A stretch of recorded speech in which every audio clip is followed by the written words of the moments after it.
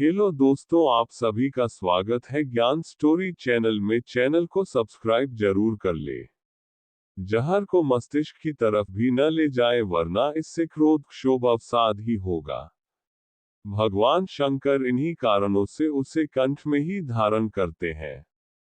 इतने बड़े त्याग के बावजूद भगवान शंकर कुछ भी नहीं है तो सिर्फ एक लोटा जल चढ़ाने से प्रसन्न हो जाते हैं।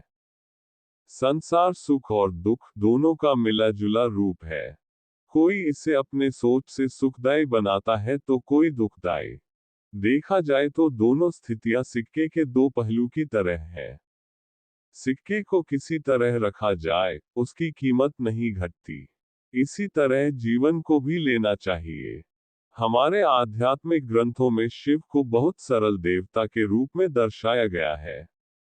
लोकहित के लिए समुद्र मंथन के वक्त वह खुद आगे बढ़कर विष पीते हैं। जब व्यक्ति सहजता से विसंगतियों के जहर को आत्मसात करता है तो उससे भयाक्रांत नहीं होता, और जब विपरीत हालात को सच में जहर मान लेता है तो वह परेशान हो जाता है। असफलता, धोखा आदि से आती है। यदि कोई छल छद्म करे, अप्रिय स्थिति उत्पन्न करे और उसे जहर की तरह पीने की स्थिति बन जाए, तब उस जहर को भगवान शंकर की तरह कंठ में ही रोक लेना चाहिए। यदि जहर हृदय में उतरा तो मन क्षुब्ध होगा, बदला लेने का भाव जागृत होगा। इसी तरह उस जहर को मस्तिष्क की तरफ भी नहीं जाने देना चाहिए। इससे भी क्रोध क्षोभ अवसाद ही होगा। भगवान शंकर इन्हीं कारणों से उसे कंठ में ही धारण करते हैं।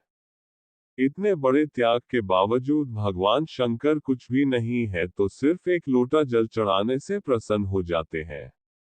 इसका अर्थ है कि जीवन में जो भी प्राप्त हो रहा है वह आपके प्रयत्न का परिणाम है।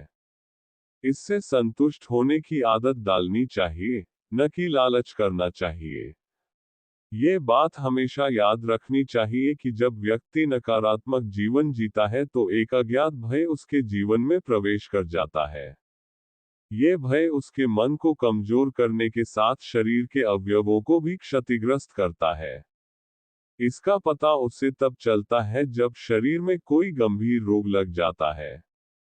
इसलिए हर हाल में समुचित आय पर ही भरोसा करना चाहिए।